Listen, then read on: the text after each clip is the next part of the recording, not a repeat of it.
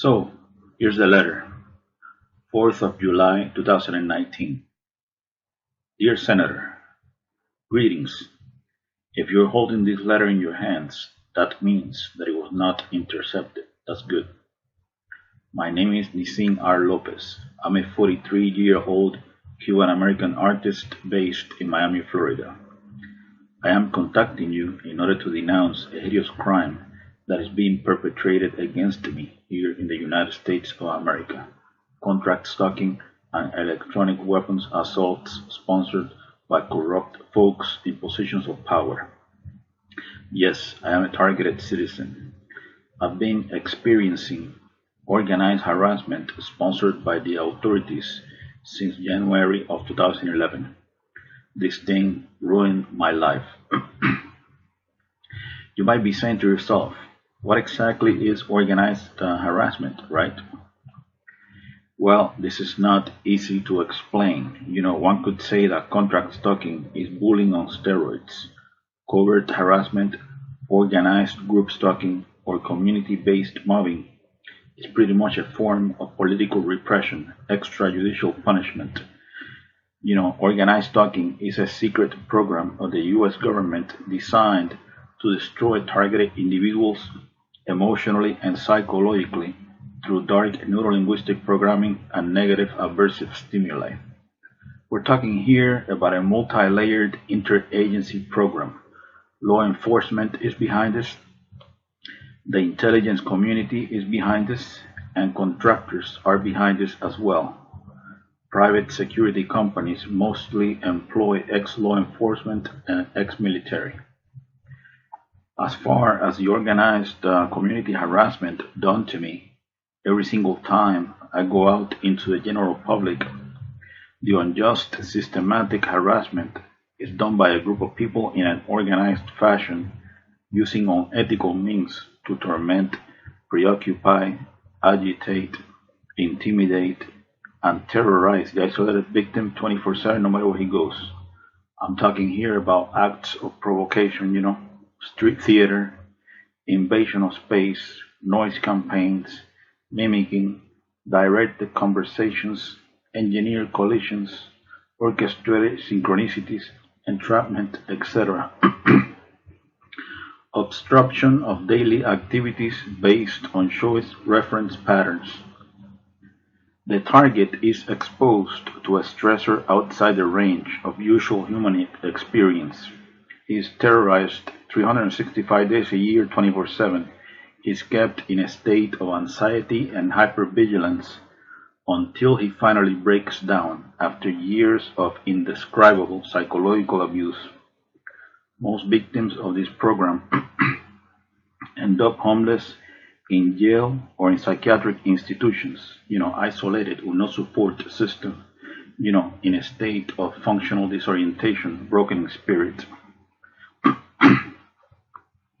So now, who are the agent provocateurs recruited by the authorities that constantly harass a targeted individual in an organized fashion? Well, they are called surveillance role players. They believe they are patriots and heroes serving a noble cause. They come from all types of social backgrounds. These mindless automatons are brainwashed into believing that the target is a really bad person, a terrorist, a murderer, or a sex offender, like a rapist or a child molester.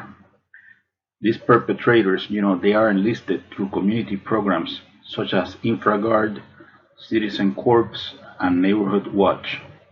We're talking here about a professional character assassination campaign, a clandestine civil-military operation.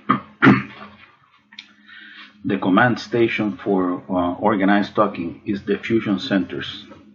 Yes, the fusion centers.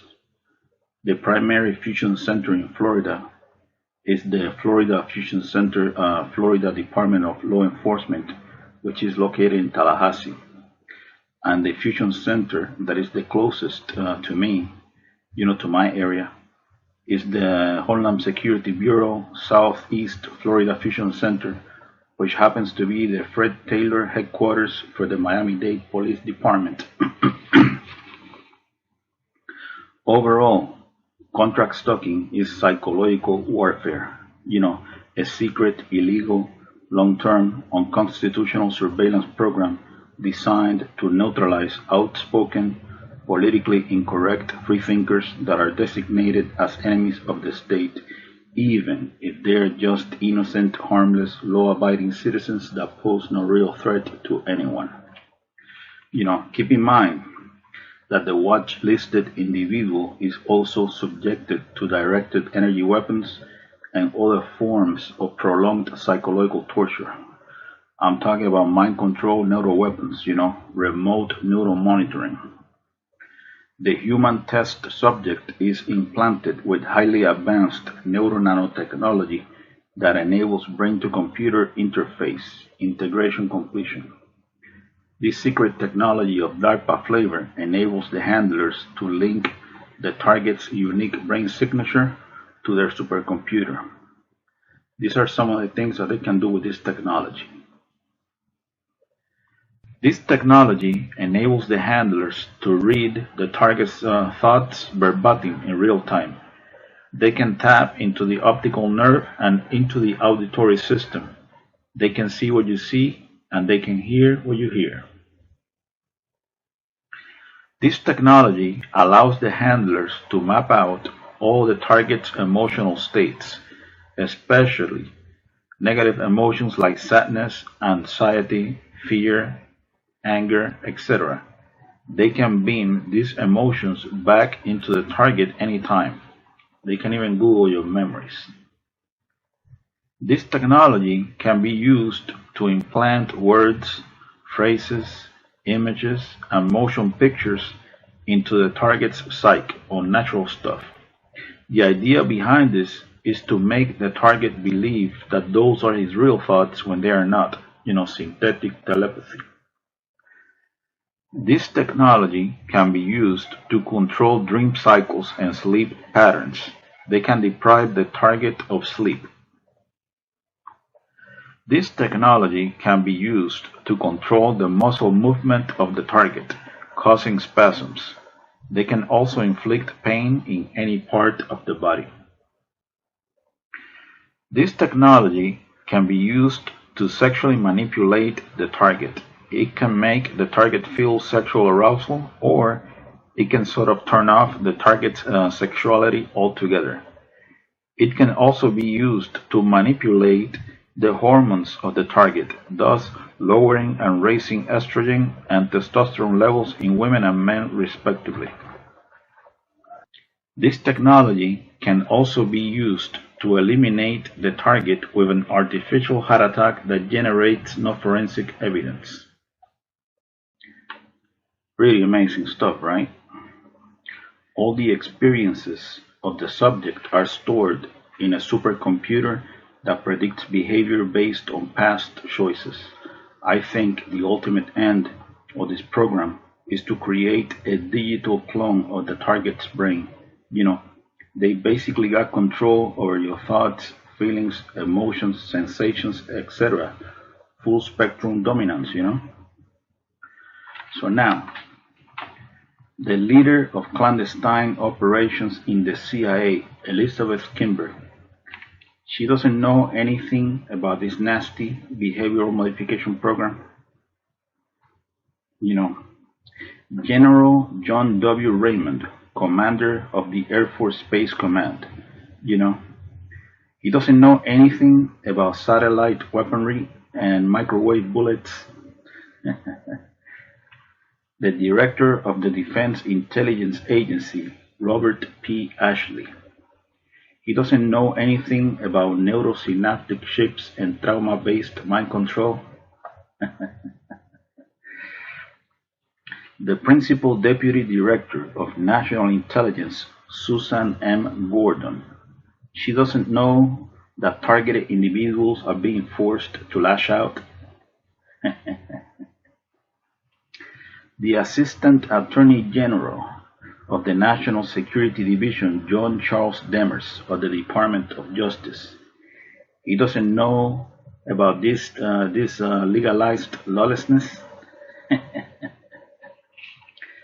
The director of the FBI's Terrorist Screening Center, Charles H. Cable, he doesn't know this horrendous surveillance abuse is taking place. The Undersecretary of Homeland Security for Intelligence and Analysis, David J. Glow, he doesn't know anything about this black ops. Of course, they all know this is going on. They got mainstream media on a leash so that they don't spill the beans.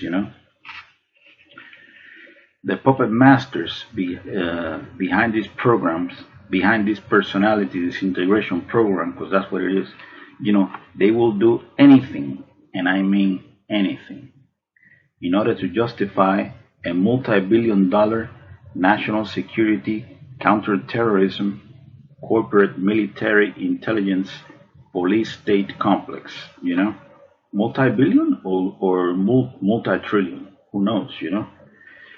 Think, for example, about how much money has been invested in projects like the brain research through advancing innovative neurotechnologies. This transhumanism agenda is big business, that's for damn sure.